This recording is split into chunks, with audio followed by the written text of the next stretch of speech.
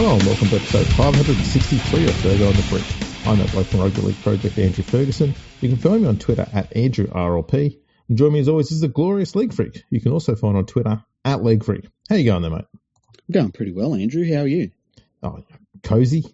Excellent. That's how you want to be, isn't it? Well, there's no other way to spend a Saturday night. Especially when you're an old bloke like me. How dare you? I was telling Andrew before the podcast I got ready for a big night and I had my food, had one drink and was all cozy and fell asleep. This is what he says to try and make me feel better about being 32 years older than him. I'm like, oh, the young people today, it's nice they still care. We've got emails. We've got emails. Let's do them first because they're the most important part of the show. Okay, so the first email here is from James, and the subject is Wayne Bennett. Probably heard of him. He was a winger in the 70s. Yeah.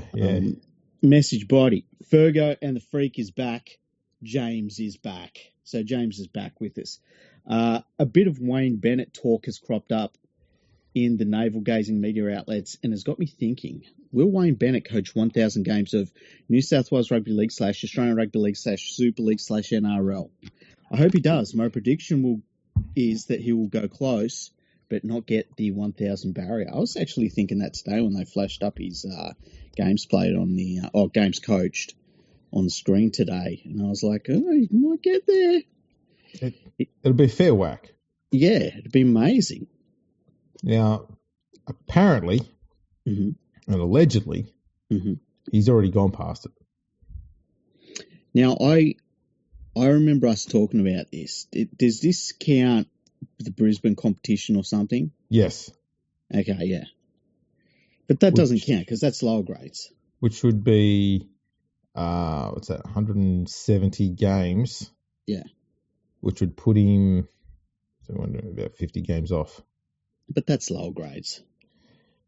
Is it though? Yeah, it is. A competition with Wally Lewis in it is lower grades? 100% it is. You know how I know it is? Because nothing that the Redcliffe Dolphins achieved in that competition carries through to their NRL records. Right. Yeah, that's it. That's it? Yep. Okay. New South Wales Rugby League was the better comp. It just was. Well, I had all the money, that's for sure. It sure fucking did.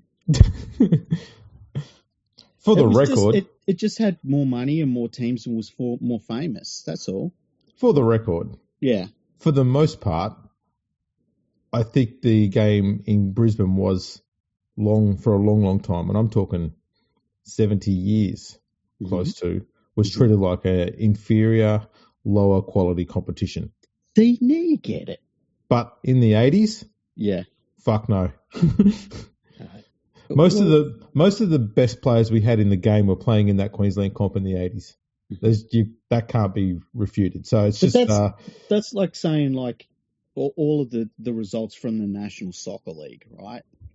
Can we not talk about soccer? I don't know shit about it, and I don't want to learn now. And all the results from the National Soccer League, and then like people would want to bring in. Wasn't it just soccer. Different religious sects brawling over games of soccer? Just about. But that's all I remember of it. It's top grade. It's first grade level. Fair enough. I'm going to argue that he's already got there. So okay. That's all right. Maybe he could be the first to get to 700 wins. We can have differing opinions on things, hey? We can, because we both know that I'm right. So what else did he have to say? That was it. Oh, no, hang on. That was it. And he said, cheers, James. Thanks, James. James is back. We've got another email here. Can I make a request that James sends us an email every week? Yeah, go for it, James. You send us an email. Speaking of sending us emails, it's Glenn. Remember Glenn had all that controversial stuff to say. I do remember Glenn, and he needs to send us an email every week too. He needs to pump the hay brakes on the Sharks. Like, the things they were saying about their premiership and how it just didn't count and all that shit. Yeah. And especially about Paul Gallen. He was getting pretty animated about that. Look, Glenn, I can't answer the question about why an average back rower turned into an 80-minute front rower at origin level and would make 250 metres and make 60 tackles out of nowhere. I can't answer that question. But I know somebody that can. I know an agency that probably can put you in the right direction. So Glenn's subject that he's sending us, and like Glenn knows what this podcast is about because the subject is Formula One. Oh, good. Just so you know, before we start reading it, I've got that on in the background just in case I get boring. I'm able to change the subject. Excellent. Okay, so the message is, G'day Fergo and the Freak. Thanks for answering my questions last week. Never realised for and against didn't come into the ladder until the 1990s. I didn't actually either. I have found, just on that quickly. Yes. 1908, right, and this is a very contentious issue amongst some rugby league historians and record keepers, is which team finished last. Okay, so who generally is considered finishing last? Well, why is it controversial? If you go through even all of David Middleton's annuals, there are several there, like consecutively in a row, where he's got Western Suburbs last, and then the very next annual, he'll have Cumberland last, and then he'll go back to West. Okay. So Cumberland, as you know, or you will know when you get our history episode next, they joined the 1908 competition after the competition had started. Mm-hmm. So there's some content. The contention is about, did the league actually give them a buy-in first round because they missed it in order to try and get the rest of the season, back in order, because it went from being a competition with 8 teams to a comp with 9 teams. So there had to be a bye every week. Mm-hmm. So they did that. But then at the end of the 9th round, and everyone's played one game, they had this thing called a qualifying round. Mm-hmm. And it was where the top 8 teams in the competition all played off. And you still got competition points for that. It wasn't a finals match. It was just like an extra round at the end. But only the top 8 teams on the ladder could play in it. And Cumberland didn't qualify for that. Mm-hmm. And because they didn't qualify, it's long been assumed that they also didn't get a bye because they didn't qualify to participate in that round, so they shouldn't get any points for a bye in that round. Mm-hmm. So if they don't get a bye in that round, they finish last. Mm-hmm. But other records in newspapers have listed Cumberland with 2 byes and 1 win, which gives them 6 points, which means they finished third last, not dead last. And so I found one newspaper article, and this is through some of the sources I found in the back of Sean Fagan's amazing book. I've said this before. Everyone needs to buy it. It's a great book. It's called The Pioneers of Rugby League. If you can't buy it, get it from the library. Best thing you'll ever read, seriously. But in there, he states that Cumberland did finish last, and for and against was used to determine who was last at the end of round 9 between Cumberland and West, because they both were sitting on 4 points on the ladder, but Cumberland's points difference was worse. So it did get used then. Okay. But it wasn't used to determine ladder positions for the most part of the year. I think it might have been only used to determine ladder positions if a ladder position was needed to be defined for something important like the qualifying round, which only happened once, and that was 1908, or for playoff positions to determine which team is 1, 2, 3, or 4 in finals matches and stuff like that. Mm-hmm. Okay. Yeah, that kind of makes sense. Yeah. So it has been around, but it hasn't been something that was used to determine positions constantly, consistently, permanently, all the time. Just as instead of using a toss of the coin, for example, they use that. Yeah. But yeah. That's interesting. Yes. The next part of Glenn's email says, on Formula One and wildlife, Pierre Gasly hit a rabbit at Imola last year. But I had to do some research on this one as I could remember something happened in the past. I found the information I was looking for back in 1987. It wasn't hit, thankfully. Australian Grand Prix, Stefan Johansson nearly hit a deer. Oh, Austrian Grand Prix. Yes. Sorry. He nearly hit a deer. Yes. And they're at Austria this weekend. Stefan, the, what do they call it? The Red Bull Ring, I think they call it. Yeah, that's interesting. I'm trying to think. I mean, Hamilton hit a beaver last week. Oh, no, it was a groundhog. A groundhog. Well, it was a couple of weeks ago now, I guess. And I can't think of any other things that have been hit, to be honest, that have been animals, at least. Let's ask Grok. Yeah, that's a good one. Oi, Grok. What animals have been hit in Formula One? I think maybe a bird was once. It's searching. Pretty sure a bird was hit not that long ago, actually. In 2007, Anthony Davison hit a groundhog during the race, damaging his front wing and costing him a potential podium. It's Anthony Davison. He wasn't going to get a podium. No. 2018, Romain Grosjean struck a groundhog during practice. This is also at Canada. And then Hamilton's one you mentioned. 2000, Jenson Button hit a large bird during testing in South Africa, which struck his airbox, killing the bird instantly. Yeah, it would. And then it says Button was unharmed. 2023. Imagine if the bird had been hit by a faster driver, though. Well, if it had been raining, it had no chance against Button. You know, the last thing that bird thought was like, it was going like, his tyres are in good condition. Oh my God, there's clouds. In 2023, Verstappen hit a bird during the Canadian Grand Prix with its remains stuck in his car's brake duct for the entire race. Jeez, I bet that smelled, hey? In 2022, Sergio Perez hit a pigeon and it fucked up the rest of his career for the next 2 years. I think that's the one I remembered. That was during Monaco. Yeah. In 2025, yes, Gasly hit a rabbit. That was at Imola this year. In 2008, during a GP2 race in Turkey, Bruno Senna hit a dog. Oh, God. In 2009, minor birds were seen on the track during the red flag Malaysian Grand Prix, but no collisions were reported. Why mention that, Grok? I didn't ask for that. Yeah, what the hell, Grok? And yeah, 2023, Alonso hit a lizard during the Singapore Grand Prix. I'd be devastated hitting a dog, especially in an open wheeler. Oh, yeah. It says here, the lizard did not survive. You don't think. But there we go. See, the important information, we've got all that for you. With the history of Formula One and how like some of the tracks were in the early days, it's surprising there weren't more dogs, at least, that were hit. Although maybe back then they just didn't even think of because they were like gangsters back then. Man, I'm surprised there wasn't like livestock hits. Some of those tracks, like the Nürburgring, didn't have anything around it. Just arms and.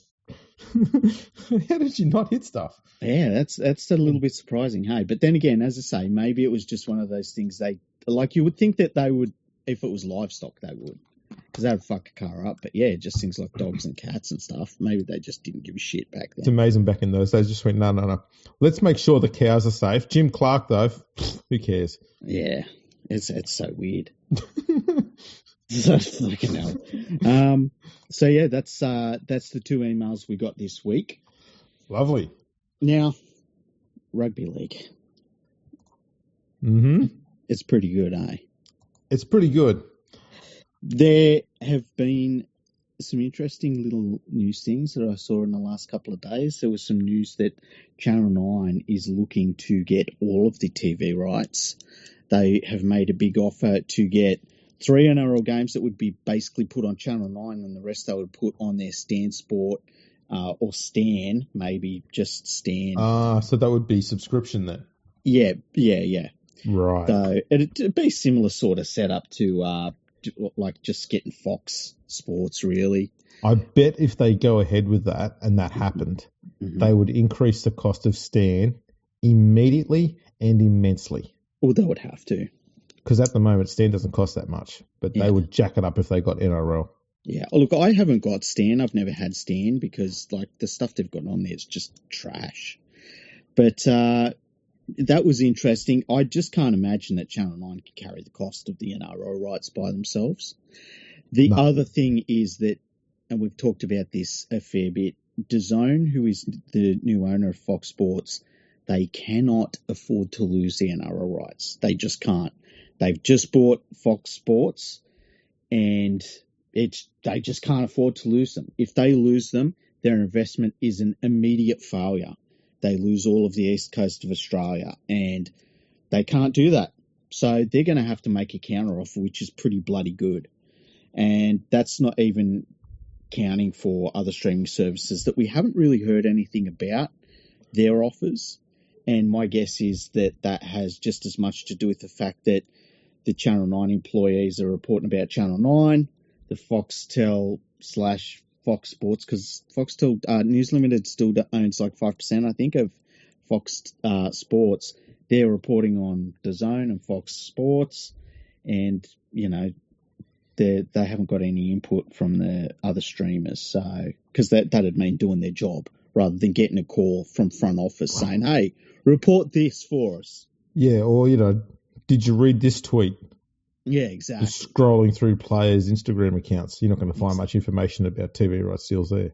So that was interesting. Another thing that I saw, and this was put on Sport Industries feed just, I think it was tonight, there was this idea, because they put out, the Brisbane Broncos put out their revenue for the year, and it's astronomical. The Brisbane Broncos Football Club is doing fantastic, which is good to see.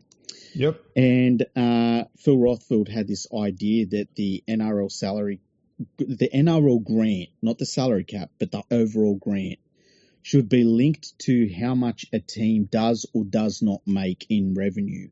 So, say, for instance, the Broncos, who are the leaders in the NRL by quite a long way, they would get only a small grant compared to another NRL team which is struggling.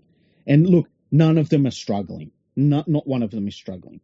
But, you know, the ones that have less revenue, they would get more money from the NRL, which is just a preposterous idea. This is where you see, just need to say, before you dive into any Buzz Rothfield article, you do need to start off by saying, just tell yourself quietly, this man is a spastic. Right? So, this is where you start to see Buzz Rothfield's, team allegiances come into play, because we know who he supports, don't we? Mm-hmm. Yeah. And how do they go financially? Well, they're a fucking basket case and always have been. But the good news is they own their own stadium, which can house 11,000 people. So they could do with a few extra $1 million if the Brisbane Broncos don't need it. Exactly. Such a stupid idea. Because this is how that money should be worked out, right? And that is, all 17 teams contribute equally to the NRL being a competition, and so you all get 17, an equal 17th share of the money. Mm-hmm. And if you turn it into more money, well, hooray for you. Mm-hmm. It doesn't mean that they get to buy better players, because we have a salary cap that looks after that. Yes. So it doesn't matter. Like, Buzz, just go away. Just go and retire somewhere. Away. Why can't he commentate on tennis? Exactly. Or shitbag the UFC and then accept their free tickets. Look, I've always said that the NRL grant should cover the salary cap for every team, and then beyond that, it should be linked to true junior development, and the teams that develop more juniors should get more money. And, I understand why there would be people that wouldn't like that, but, I just think that there should be an incentive for every single team to try and make as many juniors for the game as possible, and I think that's one way to do it. Having said all of that, you can contact Alcoholics Anonymous Australia on 1300 222 222. Don't be afraid to ask for help. Yeah, it's actually a sign of weakness not to ask for help. Exactly. Yeah. Speaking of old morons, mm-hmm. Chairman Lee's back in the news. He is? Did you not see this? No. Oh. What's he doing? Former West Tigers chairman Lee Hadjipentelis has revealed he, in quotation marks, regrets taking on the role, and says that more changes need to ensure the club moves forward to adapt to a new reality. He regrets it. Yeah. So He regrets it. Yeah. I know. I read this and I went, he regrets taking on the role and then not walking away at any stage in the 7 years that he was on the board, when he could have walked away at any time in those 7 years. He regrets staying there and not walking away. You know why? Because he loved the fact that he had that bit of power. It's not because he was good at what he did or because, anything else. He liked having a bit of authority. He likes being in the media. That's why he kept putting his face up in the media all the time. And now that he's outside of the NRL machine and he's not in there anymore, he's missed his little friend of, being in the media and people talking about me. Who the fuck wrote about him, by the way? Martin Gaber in the, Newscom, was it? Yeah, news.com.au. Yeah, what the fuck? Like, this isn't a story. I was asked a little while ago whether I miss being chairman of the Tigers, he said. My response was, not only do I not miss being chairman, I regret taking on the role. You could have walked away at any fucking time. He fucking held on as hard and as long as he could until his position became untenable and then stayed for 3 more years. Yeah. They were winning wooden spoon after wooden spoon after wooden spoon, and this fucking guy was like, you got to let us stay the course. You don't change horses midstream. The quotes are phenomenal. In retrospect, I think it was a mistake because there is no upside to the role. It's an honorary role and you have no real authority or power to affect any change. He was the fucking chairman and one of the major sponsors. Yeah. How much more power did he need? You dictate everything, fella. You sit on a board of 8 people and the real authority and power vests in those who own the club, the Holman Barnes Group. You are the figurehead, so you have to go out in front of the media all the time. Oh, have to. How many fucking chairmen front the media in the NRL? None now that he's gone. I can't think of any other chairman that front the fucking media in the NRL. It was like him. That was it. Cop the hits and defend positions that you don't necessarily agree with. You're the chairman. You can disagree with them. But those are the board decisions. You've got to put a unified front forward. What was it that he didn't agree with? Was it the constant wooden spoons? No, was it the fact that his fucking CEO had been there on a lifetime? Was it the fact that they brought in the old coach that they had to pay out? They brought him in to do a review, and his review said, "Put me back in, coach." No. And he did, and then he was only there for a fucking 12 months, and then he put his fucking assistants in ahead of time. No, it was none of those. The only decision he disagreed with was when they said to him, "Lee, we don't need you here anymore." Yeah, exactly. Oh, my God. In the confines of a board environment with a rugby league club, there are so many narratives and so many agendas and so much self-interest. No shit. No fucking shit, there's self-interest. Looking back on it, it was a mistake taken on the role. You could have walked away. You were fucking right. For 7 years, you fucking idiot. Oh no, I've chained to the place. Wow. Holy shit. Nothing could have made me happier to come out and tell the real story about what goes on. What the fuck is he talking about? It was him. I mean, you're not tired now, mate. You can come out and say whatever you want. And all he's done is cry. I think there has been some improvement.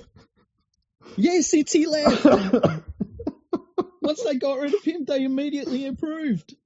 Oh my God. They need to move on. Oh, they need fresh blood in there and fresh ideas and adapt to a new reality. That's what they did. Oh my God. The stories I could tell you about the inner dramas between the inner factions of trying to resolve those are considerable. It was him. The only thing, okay, in this whole tear-drenched misery, the only thing, an actual point that he raised is the Magpies play as a reserve grade team, and that shouldn't be the case. They should be the West Tigers. That creates a division because if you drop from the West Tigers, you go and play for the West Magpies. Doesn't make any sense. You were there for 7 fucking years. As the head of the board, you could have fucking fixed this, you lazy prick. My God. But no. So, Lee, I've got one question for you. Don't get fired. Have you tried crying about it? Maybe should. have a cry. Have a cry to your fucking silly little hat. Fuck me. I read that and went, oh my, I can't. I've got to raise this. This is. Have we ever had a more deluded human involved in rugby league at any time? Man, I think if you were forced, right, you say, right, I have to pick one of the two following people to come to my club. Is it going to be Chairman Lee or is it going to be Matthew Elliott? Oh, Matthew Elliott. Yeah, you're going to go with Elliott because you know what? He might fluke a few good weeks together and you might get a bit of success to relieve a bit of pain. All Chairman Lee did was made every year worse than the last one. At least with Matthew Elliott, when somebody comes here and says, listen, dude, you can't coach, it's like, listen, I know. Just go in there, try and not suffocate from all the incense he's burning. Don't drink the tea he offers you, and just nod your head. And when he gives you a dream catcher to take home, just take it. Yeah. It might work. It won't. It's not going to hurt anyone. No, that's all right. He can't coach. I get it. But he's no Trent Barrett. No, I mean, we can't all be that good. He's not. He's like Matthew Elliott couldn't coach, but it wasn't like it wasn't malicious like fucking Nathan Brown. You know, it wasn't like soul destroying like Trent Barrett. He just couldn't coach, and that's okay. It's a hard job. I just, when I first read that article, I was just reading it the whole time, just laughing, and in my head, just on that loop the whole time. You were there for 7 years. You were there for 7 years. You could have left anytime you wanted to. You could have left anytime you wanted to. You were the chairman of the board. You had all the power.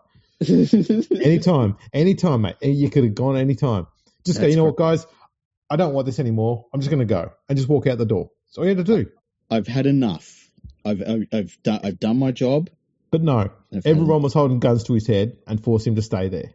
That's crazy. Look, there's, and then when they actually sacked him, he then pointed the gun at his head and said, "No, I can't leave." it is really it's Stockholm syndrome. Thank goodness that he's not at the club anymore. Oh, absolutely. You know, that when you get that relief of someone leaving your club, that is like, you know, that they have to get out of there. It's a good thing. Like Penrith have had that a few times in their history, and to varying degrees as well. And yeah, when you get somebody like that and they leave, and it's just such a relief. Oh man! And you can see it. Like everything at the club just changes for the better. Yeah. Like the West Tigers are still not good, right? But they're so much better than they were 18 months ago. Yeah, right now you can look at the West Tigers, even when they're playing, and you can look at their roster and go, okay, we can see that there's a lot of potential for a lot of improvement here. Mm-hmm. We're not seeing, this club's going to be chained to the bottom of the ladder for the next 50 years. Yeah. When Lee was there. Yeah, it was like, well, they've reached the bottom and this is as low as they can go, so they're going to stay there, and they did. Yeah. Only the second team ever in the history of the game, after the West Magpies, may I tell you, only the second team to come last and then the next year go lower on the ladder. Yeah, that's true. Oh, shit. Let that sink in, people. Mm. Yeah. So, thanks, Lee. I don't care what you're doing now. Just fuck off. Yeah, just go away. Now, going from one end to the other, the game between the Canterbury Bulldogs and Penrith Panthers was a really good game. The referee tried to spoil it by getting involved, and like just over and over again, the refereeing over the last couple of months has been atrocious. But these two teams really battled it out in a defensive struggle. And I think what I saw out of the Panthers and the Bulldogs, like I think that the Panthers took the Bulldogs, I've talked about it before, they took them to the deep water, and the Bulldogs swum with them for a while. And it's not something that they should be too upset about that they couldn't get the win, because you're talking about one of the greatest teams of all time that took them there and played their game and almost beat them at their game. but couldn't quite do it. I think the Bulldogs will learn a lot out of that contest. But I think the fact that Penrith were able to do that against the team that was at the top of the ladder, I think that the shivers probably went through a lot of NRL clubs. And it feels like when you look at the way that the top four is, and like even the Storm are not really going amazingly like they normally do. They're still very good, but they have lapses. I think that the Panthers, if they get into that top four, and it's a long road for them to get in the top four, but if they get in the top four, I think maybe everyone else is fucked. It seems weird to say, but especially when you're talking about the team that's won the last 4 straight grand finals. They've quietly snuck into the top 8 somehow. Yeah. How have they quietly done that? But that's where they are. And look, kind of always knew it was coming. Mm-hmm. They did. Well, I said at the start of the year that they did have to change the way they played, because most players you can work with their losses, but the loss of Luai was going to hurt them most, and it wasn't because of what he did for the attack, it's what he did for the defence. And trying to find someone that replaces that has always been tricky. And so it took them the best part of the first half of the year to realise, you know what, we can just play a slightly different version of what we were doing before and still be effective. And that's what they've started doing the last month. And they've been getting wins. They haven't been convincing wins, but they've been much more defensively minded wins and playing much more controlled, intelligent football instead of the panicky sort of stuff they were doing before. Mm-hmm. And when they get a little panicky, which we haven't seen much of, and a lot of it's because they've got a few younger guys in there or, inexperienced guys in the back line. Mm-hmm. When they get a bit panicky, they recognise it, and then they go completely the opposite way and they become way too conservative, and then they don't do anything. And they're just defending the whole time. You're like, you still got to score points, guys. But they've got out of that. They've learned who they are and what they're doing, and they're starting to go on a bit of a winning run now. The Bulldogs were starting to get to that point where, where even when you're watching your own team play and they've won a bunch of games, you're going, it's hard to be confident now because we've won too many in a row. Like there's a loss coming around the corner somewhere. Yeah. It just starts weighing on you. And I think that's where the Bulldogs were getting to. And so they needed to have a loss soon to get over that hump. And this is possibly the best type of loss to have because it's only by 2 points against a team that's won the last 4 straight grand finals. Yeah. Yeah. And it's interesting the way that, and once again, it's the 4-time premiers that the Panthers have grown this season a little bit. Like Blaise Talangi has really gone from a dude that he looked like he had something going there, but now he actually, like his defense is really strong, like surprisingly strong for a dude his size. And his attack is surprisingly mature for such a young guy, and especially a guy that's really a fullback by trade. Yes. So that's interesting to see. And as you say, the defence is much better, especially out wide. Early on, it was terrible this season, but out wide, it's much better. Their scrambling defence is better. I think the thing that is very easy to forget is, like, as good as their defence was against Canterbury, when Penrith were at their best, they had better defence than that, but they were also bludgeoning you for 80 minutes, and they don't bludgeon teams anymore. But that just takes them back to, like, being one of the best teams in the league. So it's interesting to see where they're at, and the fact that they've got so much confidence in themselves when it matters, and they've got so many guys on there that just only know winning. Like if they get to the finals, because it's still a long road, but if they can get into the finals, I think that they're going to be the last team anyone wants to see. I think that teams would rather play the Storm than the Panthers. Yeah, the Storm have been a bit choppy. Yeah, it's been surprising. It has been. That game they played against, was it South a week or two ago? And they just let South right back into the game through just poor ball handling, poor play options, and then just a weak defence on the edge. It was alarming to watch because you're going, this is not what Storm are known for. It's just dropping off like that. Yeah. And Bellamy was rightfully having an absolute moment. He was not a happy boy, and rightfully so, because that drop off by the Storm was ridiculous, and it was fast and it was sharp. I think if it was last year's Storm in this year's competition, it'd be like, oh, this comp's over, you know. Yeah. But it's not like that, and the Storm do look a little vulnerable. I also think I know the Raiders are now leading the comp after winning their game, but I think the Raiders are super vulnerable. I think that you get their forwards moving around a bit and you're going to carve them up. And I think that we'll start seeing that when they start taking on some of the top teams as the season goes on and into the finals. And then the Warriors, they're hit and miss. They've lost Metcalf for the rest of the year with a probable ACL injury. So that's devastating to them. And there's just cracks in different teams, especially in the top sides, where I look at some of the lower ladder teams, and like a team like Brisbane, you kind of look at them and think, look, if they can have a good month, they could still win the premiership. The team that should be super alarmed right now is the Sharks, because they look like a really good team. They look like they've got everything they need, but they have a halfback which is ineffective for them right now, and he's their highest paid player. And they cannot, been saying this for weeks and weeks, they cannot carry him anymore. And that's just by the fact that where they are in the ladder, they could really easily miss the finals. And for that team to miss the finals is an absolute disgrace, because they're much better than that. I think I had them top 4. I might have had them top 2 at the start of the year. Yeah, look, I have them top 4. And look, to be honest, we've been saying it for, 2-3 years now, is that,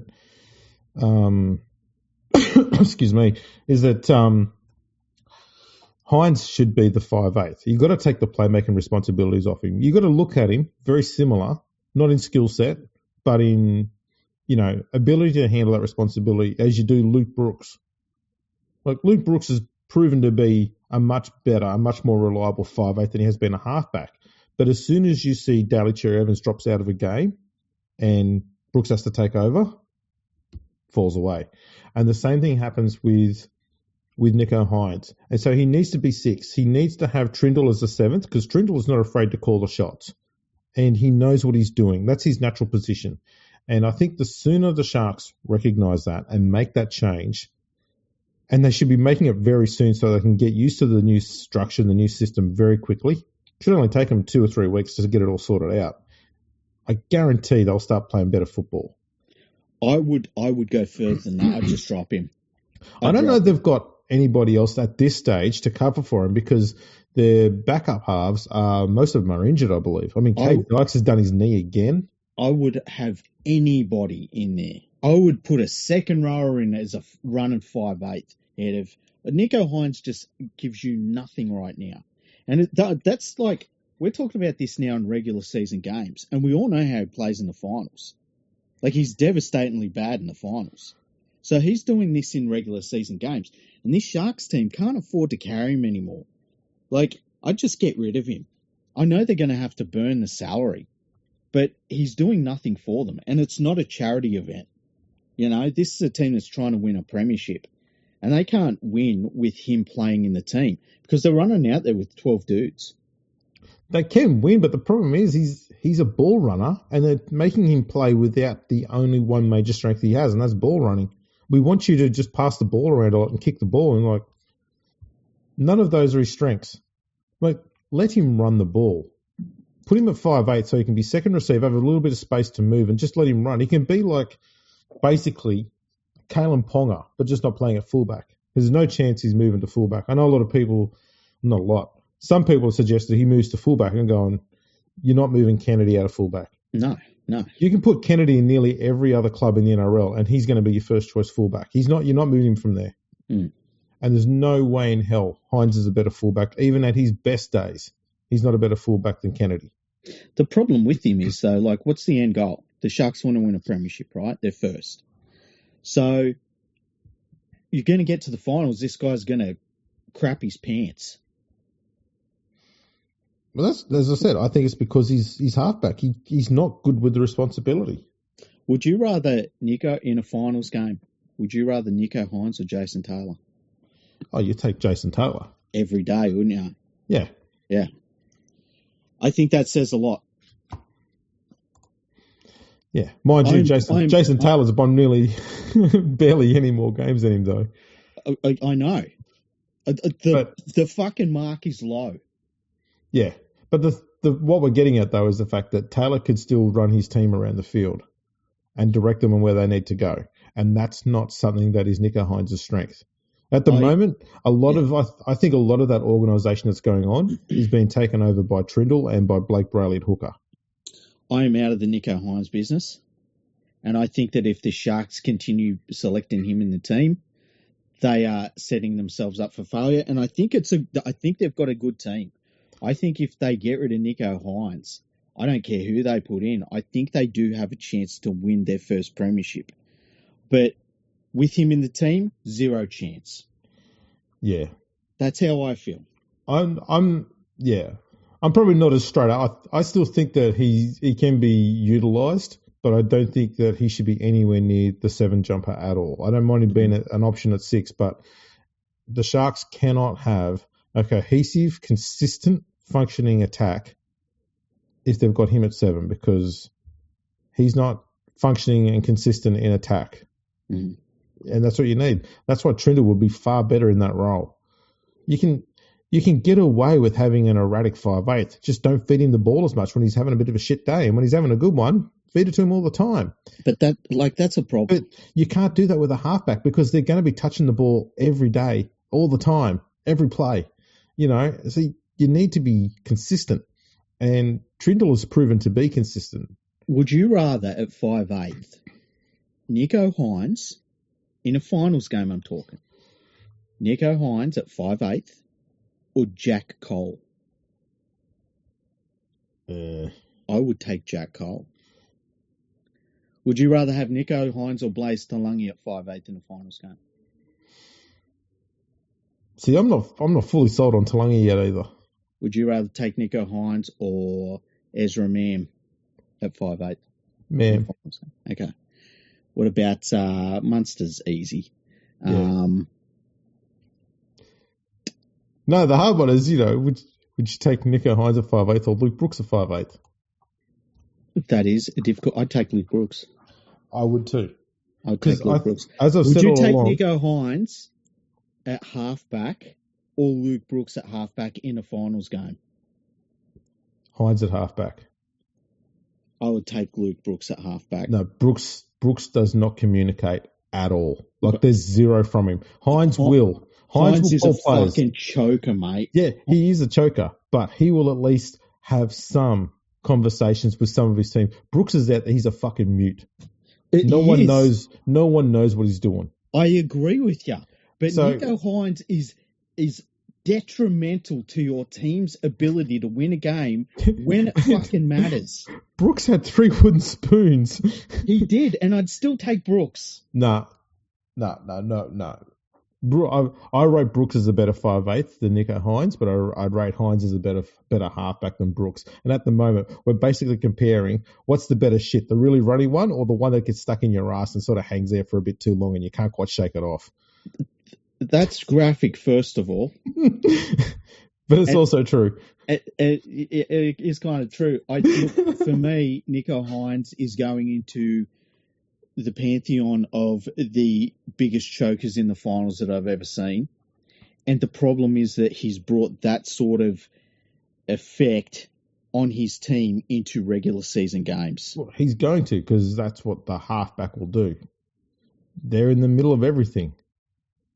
I tell you what, if they don't sort it out soon, there is a quick solution they can go with, and that is they shift Blake Brayley to halfback because he knows how to play there. He's a good defender and he does organise really well, and he can handle it. Not saying he'd be world class, but he wouldn't choke. Get the job done. Yeah, he'd get the job done, and he'd shore up the defence in the middle too. He's not a shit defender. People will know I've got big raps on him. I like the way he plays. As I said before, there's a lot about the way he plays the game that's very similar to Robbie Farah. I'm not talking about the personnel and the attitude and stuff like that. And he doesn't overcall his hand as much as Farah, so he doesn't demand the ball as much. He's not undermining his coach like Farah did. I mean, we don't know yet. Give him time. Give him time. If it turned out he was. But, they're both those sort of players who can hold their own defensively, can shift into that playmaker role, and at the same time, like in the same set that they're playing dummy half. And not a lot of hookers have been able to do that at a good level. So there's a lot there to like. He's nippy around the ruck. He's probably faster at a dummy half than Farah. I think Farah's probably had a better kicking game than him. But overall, they're kind of about similar in style. So I think he could handle playing at halfback. And at this stage, I think he would be a much better option there if you wanted to put someone there. Alternatively, if you're going to have a 5'8", who would you put at 6? If you put Trindle halfback, who would you put at 6? So I know you said I don't care who, but let's try and figure out who would you put there. What's the dude's name? I can't remember the dude's name. They bring him off the bench sometimes. Let me bring up the Sharks lineup. This will be good. This will be good listening while I do this. Players. Is it Dan Atkinson? Is that who I'm thinking of? Teams. Hang on. Sharks. Okay, let me go through their team. What about fucking just chuck Adam Fanua-Blake in there? Hang on. There was a while ago you said Britton Nakora would be a pretty handy Panthers player. Oh, should you? Yeah. And I didn't feel like that was the case, but I kept watching him, and I think you're right. He does everything that plays into the Panthers' strengths. Yeah, Dan Atkinson. I was right. He probably wouldn't be too bad. Yeah, play him at 5'8". I actually have liked him when he's played in their team. Nakora, mate. He's an insanely strong liner. Remember when Valentine Holmes first started playing for the Sharks? Mm-hmm. And when he did those kick returns, it was just 300 kilometres an hour, just ran straight forward and didn't care what happened to him. Just no thought for self-preservation. Yeah. That's Nakora when he's in that 30-metre region close to the opponent's attacking line. When he's needed to run a straight attacking line, he sticks to it and doesn't waver from it. Mm. And he doesn't look big, but fuck me, he runs hard and he's devastatingly powerful when he's like that. Mm. And he just has this just amazing ability to constantly fall forward, face down, so he gets up and has a really fast play the ball. Mm. And that's the sort of thing you watch a lot of the Panthers back rowers over the last 4 or 5 years. That's one thing they do all the time, because those guys, their job isn't to constantly make line breaks and stuff like that. It's about getting the quick play the ball. Get two defenders in, quick play the ball, sharp out of dummy half. And they just keep the defenders on the back feet through that play. And that's something that Nakora is fucking phenomenal at. Yeah. I mean, like, because I remember when we talked about it and you're like, Brett Nakora, and I was like, oh. And I've watched him every single game that he's played in since then. And, like, I've kept on meaning to bring it up on the podcast over months. And, when I was going through their lineup, I was like, oh, yeah, I should say it now. So you're right. I think you're right on that. He'd be a good Panther. Yeah. He just suits their style completely. Yeah, he does. He would fit straight into it and be really effective in their sort of style as well. All right, so we've fixed the Sharks. We're going to put Trindle at halfback and Atkinson at 5'8". Yeah, and Nico Hines playing, I don't know, who's their feeder team? Is it North Sydney now? Newtown. Yeah, Newtown. He'll be good at Newtown. They'll like him. Maybe another team could take him. Who would benefit from Nico Hines? Genuinely. The opposition. I'm trying to think of it. You know what? The Dragons cannot get anybody of any quality actually, out of their team. That's probably not a bad call. Speaking of signings, did I hear right that Jack de Belin has been signed by Parramatta? Yeah. Yeah, Jack DeBellin is going to be an eel. I don't understand that one. So Parramatta did all these great ideas. They did this smart thing they needed to do, okay? Forget the fact they're struggling this year. Mm-hmm. They got rid of these, older players, all these experienced players who were getting towards the end of their careers. Clean them out. Let's start moving forward. We saw their ceiling, and their ceiling wasn't good enough. Yeah. And so they went, you know what? Let's move them on. We get rid of them now while they can still get another contract somewhere else and get a few more years at some other club. So we're not completely doing a dirty on them. And that's what they've done. They did the right thing by all of them, got them all out, and they all got to other clubs. You go, right, you've made some good moves. You're going to be shit this year, but it's going to be worth it. You're heading in the right direction. And then they signed Jack DeBellin. Yeah, makes no sense. Right. And when I'm not bringing in any of the, off-field indiscretions and stuff like that. I don't think DeBellin has been anywhere near the form that saw him playing for, Australia and stuff like that. He's not even remotely close to that form. And let's also be honest, at his age, he's not going to head in that direction anytime soon either. He's just going to get further and further away from it. What role is he going to play at that Eels side? I've got no idea. The only thing that he's still a pretty good defender. Oh, defense has never been a weakness for him. He's always been a strong defender. Are they going to put him in the middle rotation? Well, the problem is that at his age, it's going to end quick. For a defensive fucking, forward, it's going to end super quick. So I don't understand it whatsoever. It doesn't seem like a move to build the future of the Parramatta Eels at all. It seems like a keep your head above water move, to be honest. A panicked signing. Yeah, I need to keep my job signing. Yeah, so Dragons got lucky there. Well, they lose him. The problem with the Dragons is nobody wants to go there. They cannot sign anybody that isn't at the last chance saloon. And I think that obviously has a lot to do with the coach. I think it's got to be, because they can spend $10 million like everyone else. Their money's as good as anyone else's, and nobody wants to go there.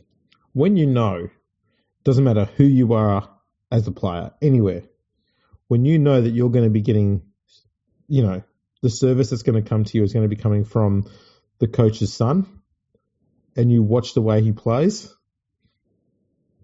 Yeah. The weird thing is the Dragons know they've got a halves problem, but it's not the coach's son. Just ask the coach. And everyone knows what the problem is there. So the thing is, they've got a halves problem that they created. Yeah. Well, they've got a coach's problem they've created. Yeah, that's true. It's terrible. I feel sorry for Dragons fans.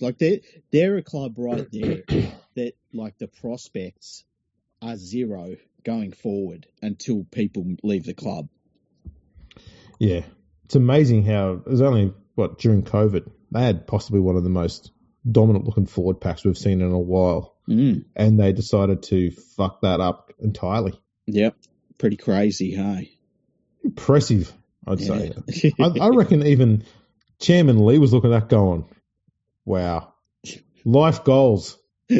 I can do that. If only I had great players to start with in order to ruin it. Oh, well, I'll just have to work with what I got. If you had to pick I think the worst run clubs in the NRL right now, right? Mm-hmm. The Dragons are one of them, which is shocking because they're privately owned. I think they're Manly Seagulls are another one, which is another privately owned club. There's so much bullshit that goes on at Manly. It's unbelievable. It's been going on for a decade at least. Yeah, it's fucking insane. Somebody should buy that club. And then I think Newcastle, because obviously Newcastle, they give a $14 million deal to fucking Brown, which is just a sign of a club that is run out of ideas completely. Yes. And then after that, you would have to say the Gold Coast, but the Gold Coast is more along the lines of everyone's just there for a good time. It's not a real club. It's just it's a fun little thing. It's a meme coin, is what it is. It is. It's a meme coin. It's like the Doge coin. Yes. It's Everyone's there just to do a rug pull. yeah, pretty much. Everyone's there. except for Tino Fussmala Ali. He went there and he's actually putting in. But everyone else, they're rug pulling. They're rug pulling. They're so bad that AJ Brimson one day woke up and said, I want to be English. I must be a Pom. I want to be British. I don't want to be on Gold Coast anymore. Wow. Yeah. That's bad. Get your shit together, Gold Coast. Fair income. They're so fucking bad. So another team that might be closing in on that is the Cowboys. You reckon I think the Cowboys just need a new coach. I don't know, man. Their form of late has been atrocious. It has, yeah.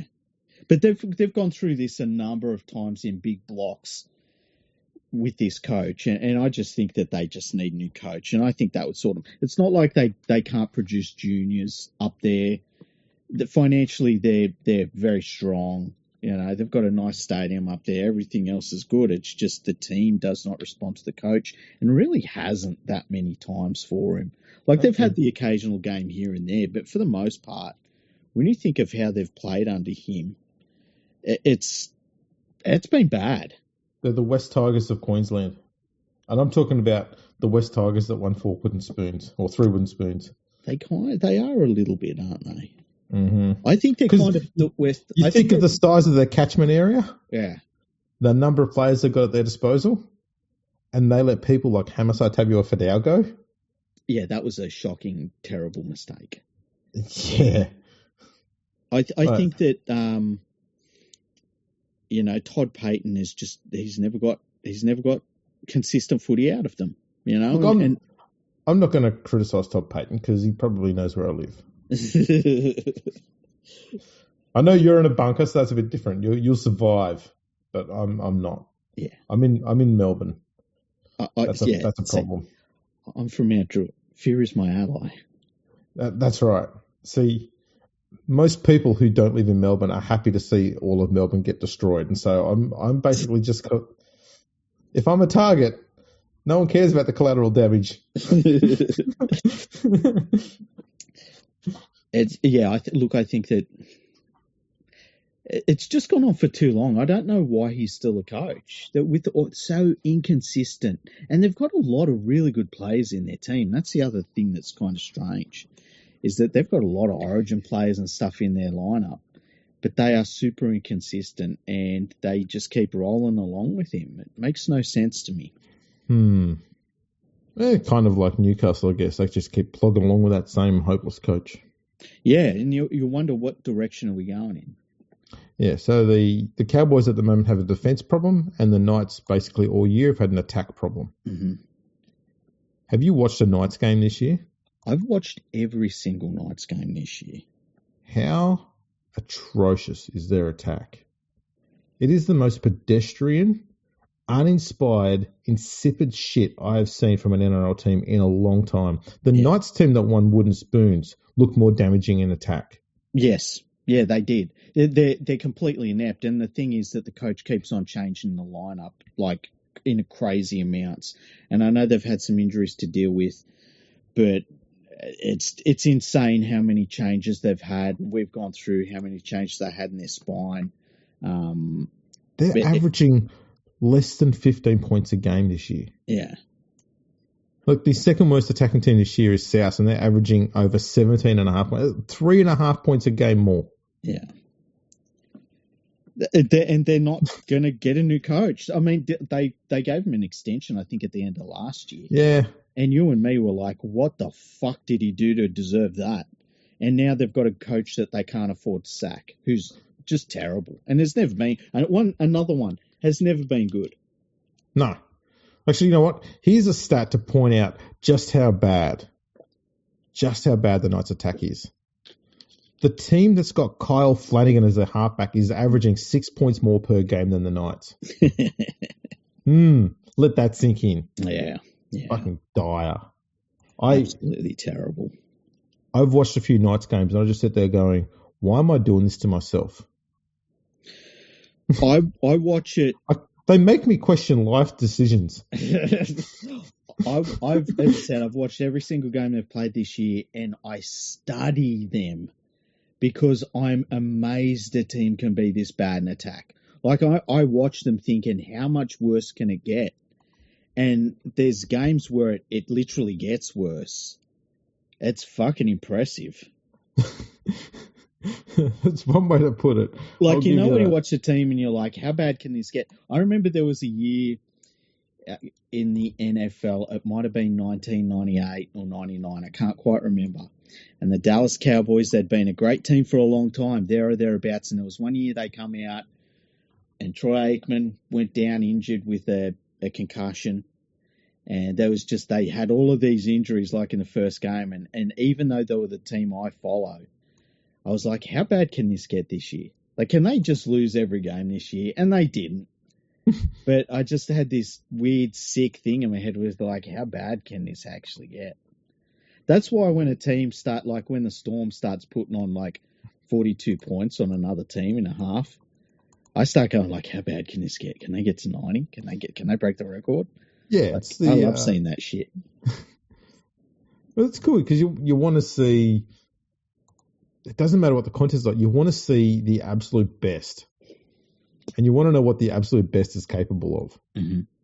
But so I also want to know what the absolute worst is capable of. Well, yeah, of course you do. That's why I've watched 2 games in a row that Jackson Hastings has played in. It's the wanting to, rubbernecking at car crashes thing. Exactly. I'll have a quick look at some stats here. Right, okay. I've not researched it, so I'm just looking at on the NRL website, and this is based on averages, not on total, so it's a bit fairer. For set completions, the Knights are second last. The Roosters are last. Possession stats, they are dead last. So 47% possession in a game. Mm-hmm. What else was there? Line engaged, the 7th there. I suppose that's not so bad. Line breaks, the Knights are 13th.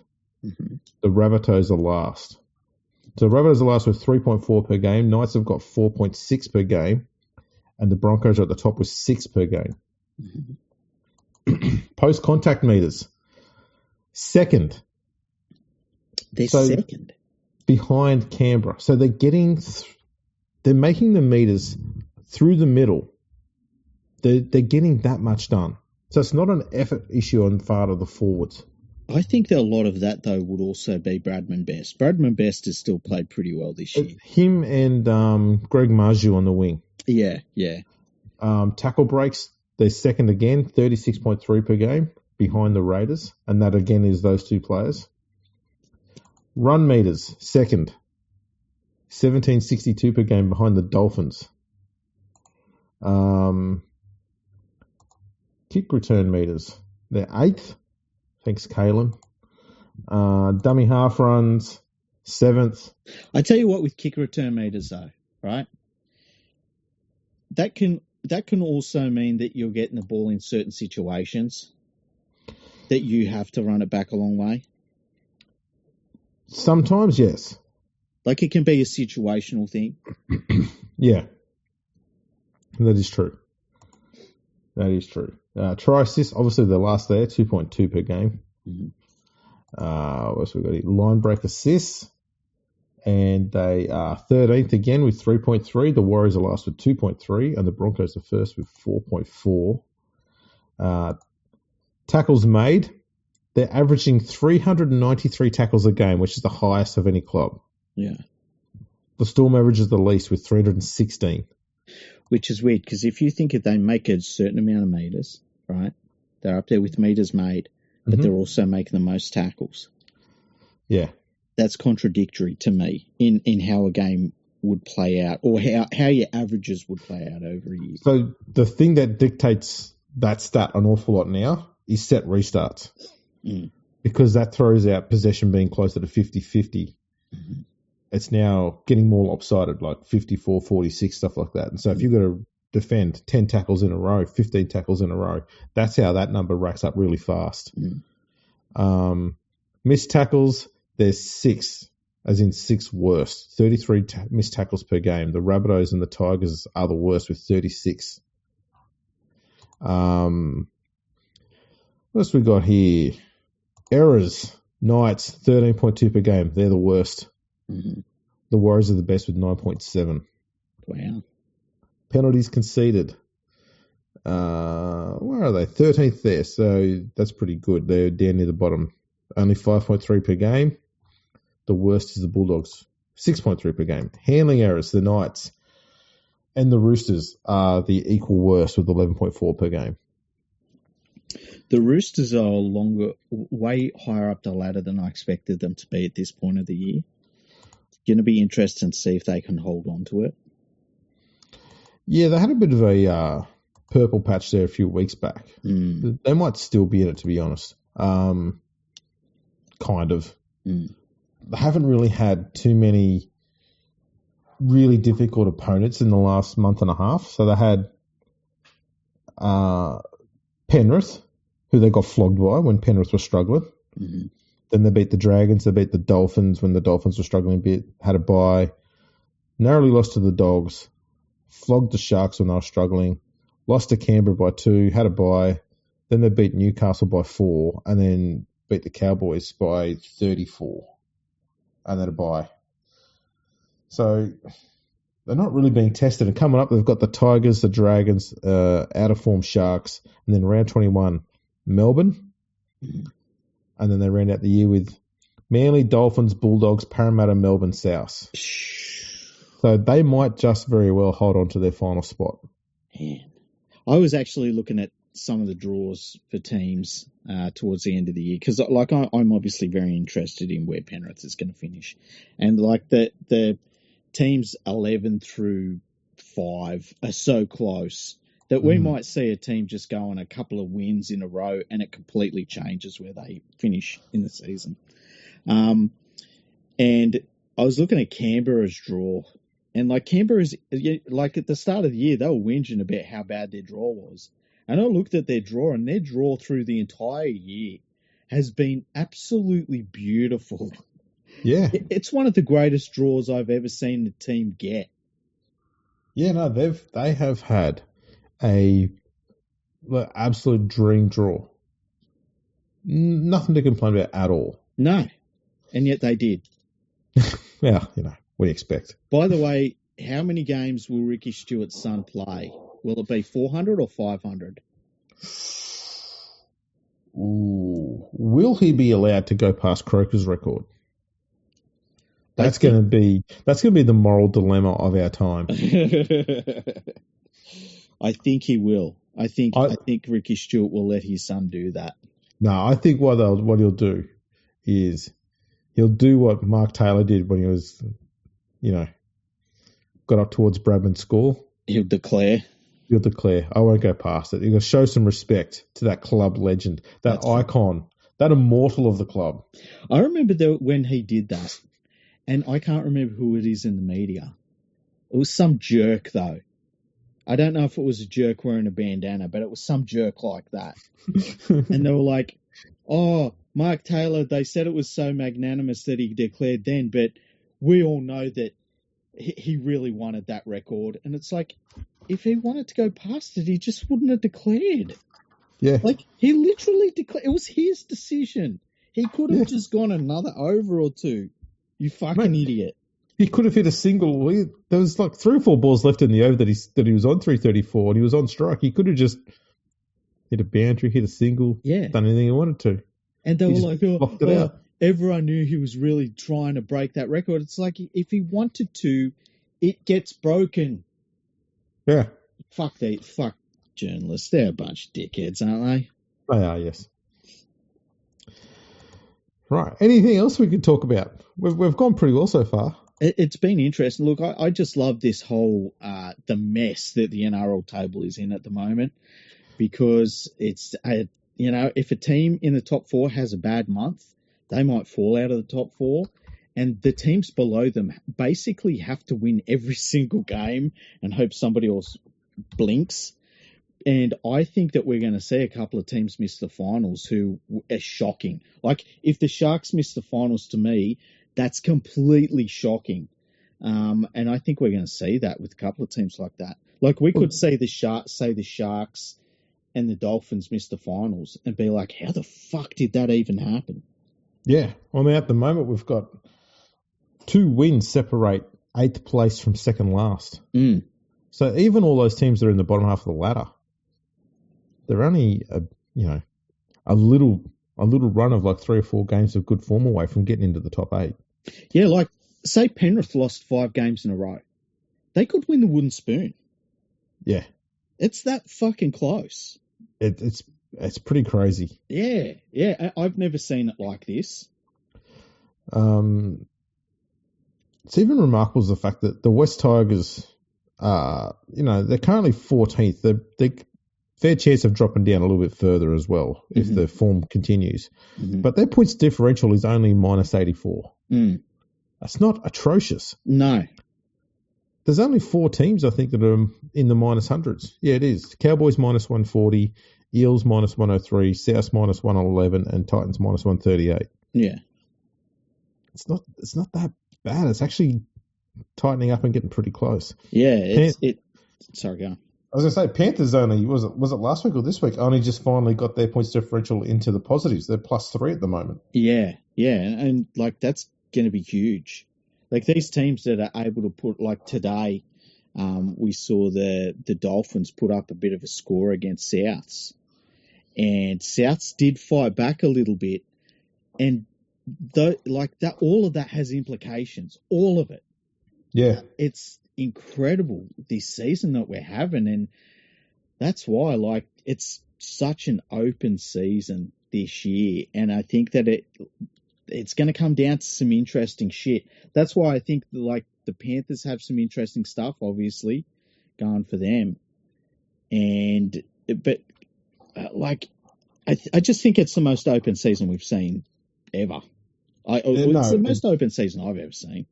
It is pretty much. The one thing that's going for the Panthers is that points difference doesn't matter to them now, because the only team that's a threat to them, if points difference matters, is the Cowboys, because that's who they had a draw with. Yeah. That would give them a bit of relief. Yeah. But for a lot of other teams, usually you could go through an NRL ladder from any year, and the points difference is kind of grouped somewhat in order. Mm-hmm. There'll be a few here and there out of whack. But at the moment, you look at this ladder. I won't go through the teams, but you look from first down to 17th at the moment. Its points difference is 104, 96, 172, 11, 64, 16, 3, 162, 40, 20, minus 45, minus 140, minus 67, minus 84. Then the last 3 are minus 103, minus 111, minus 138. And that's where you go, okay, the bottom 3 look like they are possibly the worst teams there, and they're where they should be. Mm-hmm.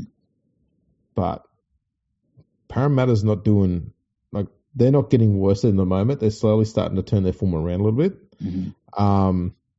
Souths have shown that they are, at the moment, kind of dog shit in the first half, but fight back really strong in the second half. Mm-hmm.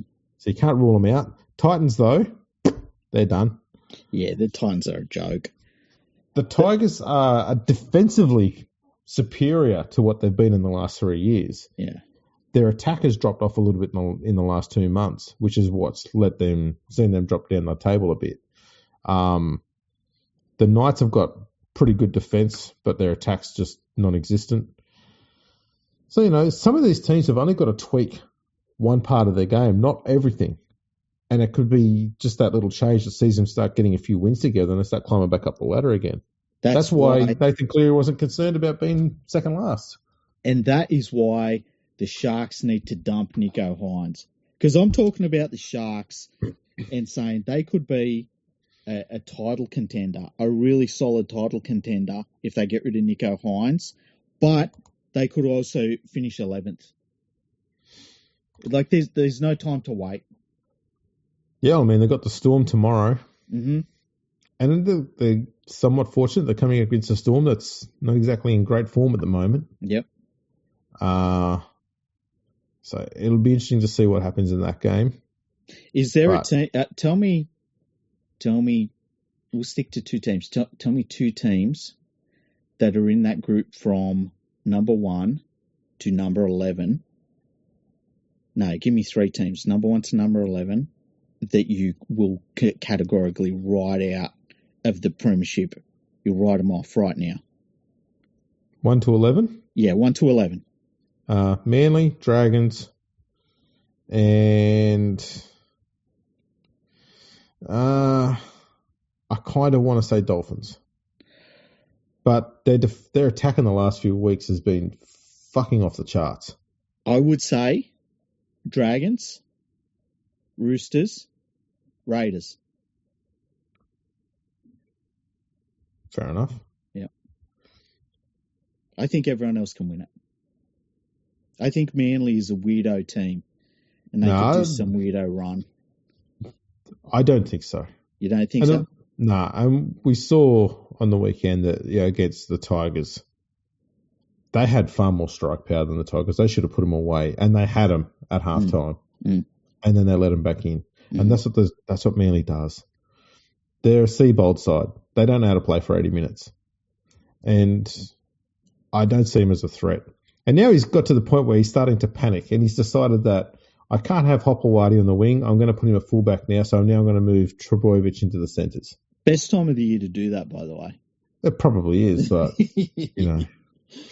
Yeah, it was. Look, I think that Trbojevic at centre is going to help his longevity, but it did feel a bit panicky, didn't it? Very much so. And there's nothing wrong with having a gun fullback, spending a year on the wing and learning a little bit, especially when you're going to be learning from when he's on the field. Someone like Tom Trbojevic. It's a good person to learn from. Leave him there. Don't fuck him around. Don't put too much pressure on him. Leave him there and let him learn that stuff because he's going to get his chance and it might be next year. So you don't need to rush this shit. Like, leave it be. I was going to ask you actually about Tom. Do you think it is a waste of time putting him at centre? Should they just put him at 6? Oh, I wouldn't put him at 6. I think he's fine at centre. Like, in an ideal world, you tell him that thanks for playing so well for the club and you let him go, right? That's what I would personally do. But if I was stuck with him in the team, I think moving him to centre, you take some K's out of his legs, you take away that impact of running the ball back as much. And I think that it could get a little bit more longevity out of him. I mean, he's not going to be doing much of that at centre anyway. If you want to still get that ball running out of him, like running the ball back, wouldn't you be better off putting him on the wing? You can still do kick returns from there. No, but what I'm saying is I like him at centre in that he doesn't have to do kick returns like that. Oh, right, okay. But yeah, I think kick returns are sneakily terrible for a player. I think that, like, we think of a fullback as not being as, say, high impact as a front rower, but I think those kick returns are devastating to a player, and there's only certain sorts of body types that can get through that work. And given that we've done this thing to the game now where we've got short kickoffs and short dropouts, do you think they'll get rid of the kick downtown at the end of the set to get rid of kick returns altogether? I don't think you can. They can. The only way I can think of that you could do it is if you gave some sort of incentive for finding the sideline more. They will. They'll scrap the 40-20 and they'll bring in 20-40s. Like, well, they've got them. Don't they? I know, but no one goes for it. If you get rid of the 40-20, they'll just have 20-40s. Or make it like 50-20s, bring that in. Make it smaller and easier. 20-40, but it's got to be your own 20 into your own 40. But if they do that, what's going to happen when Matt Burton kicks the ball? Like, how are all of the commentators going to fucking nut? What they should do, what they can do to fix that, is bring back the old leather balls and make them all wet. If you go and try and kick the ball like that, all it does is snaps your ankle off and you can't kick or play football ever again. Or on the fifth tackle, you have to play with one of those those shitty plastic balls, boot the fuck out of it, and it still only goes 15 metres. It caves in the middle like a chocolate egg. It almost pops. Oh, God, that was great. I'm trying to think of what you could do. Like, you could bring in some sort of rule where, and it sounds silly, but like it, you know, in hockey, you're not supposed to swing the hockey stick too high. That's right, yeah. Which I got told over and over again in school. It's a penalty. It's like, what? You're swinging it too high. It's like, yeah, you're not supposed to go like weapon. I'm supposed to do this shit. It's not supposed to go above your hips. Yeah, ridiculous. Yeah. If you had a thing where it was like you kind of had to kick along the ground, and if it was deemed to have travelled too far in the air for whatever reason, or it has to bounce within 20 metres of the kick, something like that. But I would hate to see that. I would go crazy. I would go fucking mad if they brought in some bullshit rule like that. No, they'll do some technical thing. They'll just say, okay, wherever the player gets tackled, they'll hand the ball over, but it'll be on the same line on the opposition's field. So if you get tackled on your own 30, then the opposition starts their set on their own 30-metre line. It'll be some dumb thing like that. Some stupid. Yeah, and it'll all be done by people that are scared of rugby league. Yes. I personally, one of the things I like about rugby league is how violent it is. And I'm not afraid to say it. No. I was watching games today where dudes were getting absolutely fucking destroyed, and I loved it. I fucking loved it. If you're not going out there to take someone's soul in a tackle, you shouldn't be out there. Yeah, or you should be at halfback for the Sharks. Yeah. Jesus, Andrew.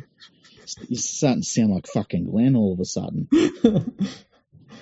Well, maybe I am Glenn. Oh, but well. Have we got anything else we need to touch on here? No, I think that's about it. It's not a great deal happening over in England that matters. I was going to say, should I have a quick gander? The NRL Women's Super League was on. They're into their 5th week, and they've got some amazing contests going on over there. Oh, God, I just saw the ladder. So at the moment in the Women's Super League, Wigan's undefeated on top of the ladder with 5 wins. Mm-hmm. They've scored 298 points and conceded 30, so that's an average score of 59-6. St Helens have got four wins and a loss. Leeds have got 3 wins, a draw, and 2 losses. These teams are all averaging, or St Helens are almost averaging 40 points a game. Leeds averaging 45 points a game. That's insane. But I mean, that's also British Rugby League, isn't it? It's British Rugby League, yeah. And it always has been.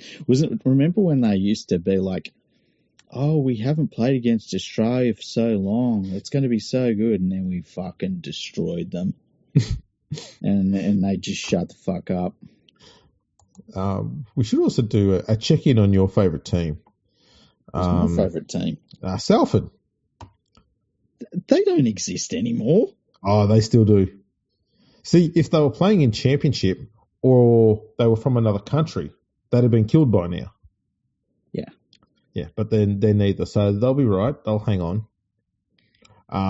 It's just a little blip, all right? They'll be fine. Just sling us the $5, all right?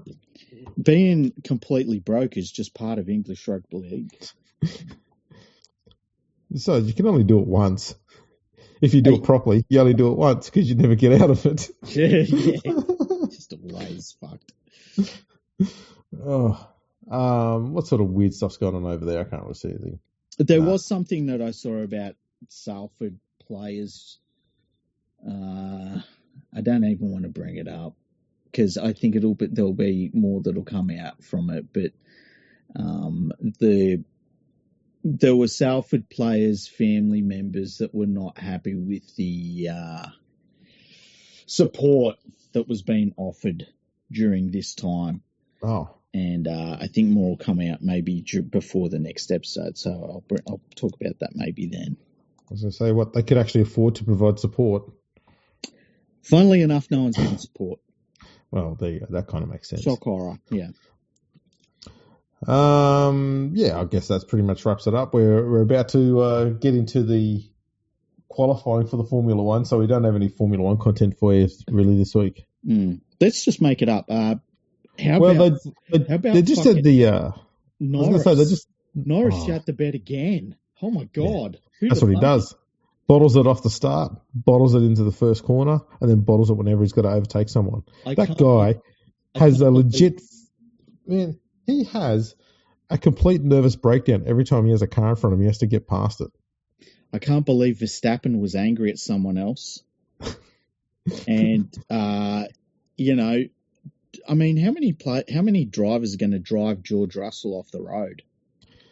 That's true. And, yeah, isn't it funny how Lewis Hamilton just had constant tyre problems, but kept getting faster lap after faster lap? Yeah, that was crazy. It's a shame that his Ferrari fell apart again, though, hey? Yeah. And then, Piastri just turned up and said nothing to anybody the whole day and then went through and won the race and then went home. That was pretty cool. And then, Yuki Tsunoda, he finished 22nd. Yes. Yelled at everyone. Lawson had a really, really bad fucking stumbling crash in the first lap again. Did you see in the practice yesterday? Mm-hmm. He went out for his very first lap for practice too. Mm-hmm. And he said, "There's something wrong with the car." And they're like, "Oh, like what?" He says, "It's just steering hard to the right, even when I'm not going fast. Like if I take my hands off the wheel, it just goes hard right." Mm-hmm. They went, "Oh, you better bring it back to the pits then." He crawls around the track and gets back into the pits, and then like 2 minutes later, he's back out of the track again. He went, "It's fine." What the fuck happened to that car? What the hell? Because they showed it. They showed the cockpit as he's driving along, and he's fighting it to keep it straight. Really? Yeah, it was something to do with the rear suspension. Oh, wow, that's crazy.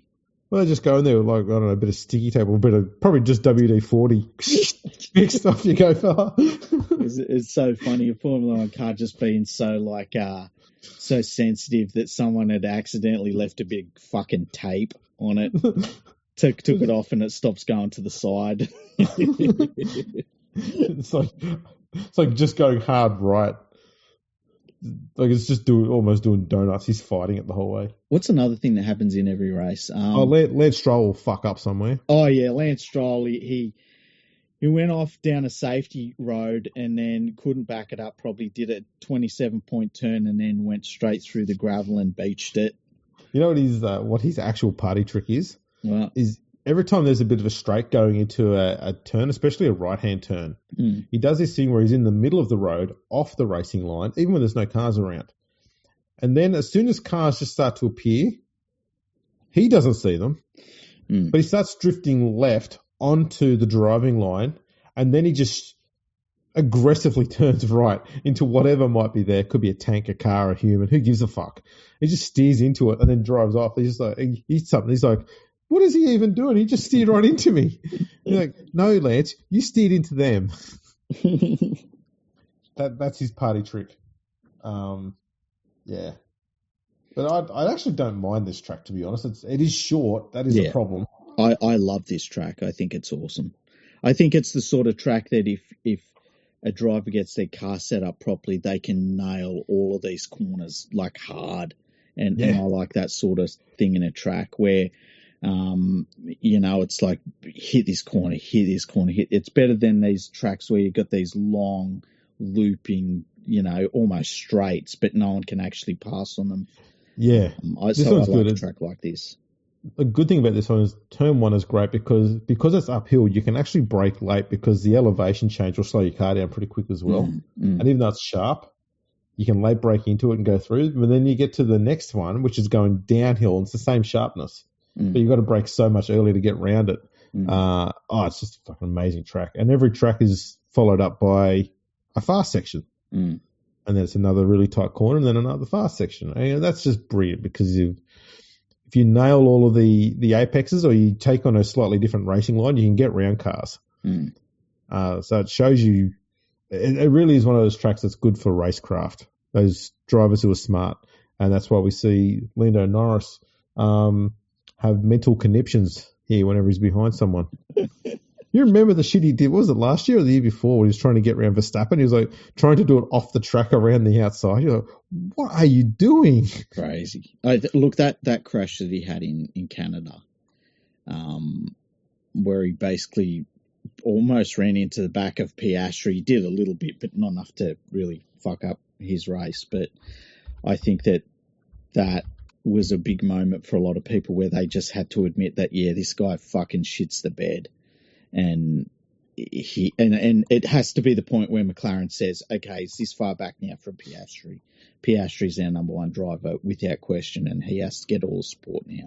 Because the thing is that Piastri was getting the wins while McLaren was so far out in front, and now the rest of the field is catching up to McLaren a bit, and they're starting to all swap wins. But Piastri he made hay while the sun shines. And they have to back him now to win the title. Yeah, I think now that he's started to get that one race lead on Lando, it's too much fuckery now goes on in order to put Lando in front. Yeah. And at too much risk because Max is actually not that far behind either. Was he 43 points behind Piastri? It's set up so well for Piastri. And, it's only going to take a couple more races of Piastri just finishing a place or two ahead of Norris, and they have to make that call. That's right. So it'd be mad if McLaren try and do team orders to get Lando up. But Lando's probably bringing more money into this team than Oscar is, and I worry that might be a deciding factor. Yes, and if it is, McLaren can go get fucked. No, if it is, McLaren gets the result they deserve. That's right. Because they literally have a dude out in front that is doing everything right. He's nailed everything so far, Piastri. How quickly has he learnt as well? Oh, it's crazy. It's crazy to see him go from the consistency come in much sooner than you see with a lot of drivers, and then he's added the pace on top of that now. It's incredible. It's really incredible. And the calmness while he's out there as well is well ahead of his years. So they're very lucky to have him. Yeah. To think he was almost at Alpine. Yeah. He could have been watching Colapinto race his car. That's right. Oh, that's good. That's pretty much it for the rest of the sport in the world. I think we've covered it all. Yeah, that's all the important stuff. If you want to send us an email, podcast@leaguefreak.com. Yes. Actually, we'll change that. You will send us an email. Yeah. If you know what's good for you. Podcast@leaguefreak.com. That's right. Yeah. That's what we're going to do. Got a few ideas for future episodes. So we've got to start. We've got to get that shit finished. We've got one that's halfway done. Mm-hmm. Yeah. So we've got to get that finished. Winter's a bitch. It's screwing us over. It's making us all sick. And we're not even synchronizing our illnesses. I know. How inconsiderate of you and I. We're tag teaming the illnesses. It's great. Yeah. I gave you the hot tag a few weeks ago. We'll try and get those done. I'll come up with a good idea for another history episode too. So we've got to finish the one we've started, and then I've got to get work on that one as well because that's going to be another cracker. So we'll get into those, but they are there, they are coming. So I know people do actually ask us about those all the time. So we'll get into that. Don't you worry. And I guess on that note, we wrap this baby up and put it to bed. Let's do it. Well, thanks for tuning in, everyone. Make sure you like and subscribe to us on YouTube. Make sure you subscribe to us whatever podcast listening app you have, and we will check you all out next time.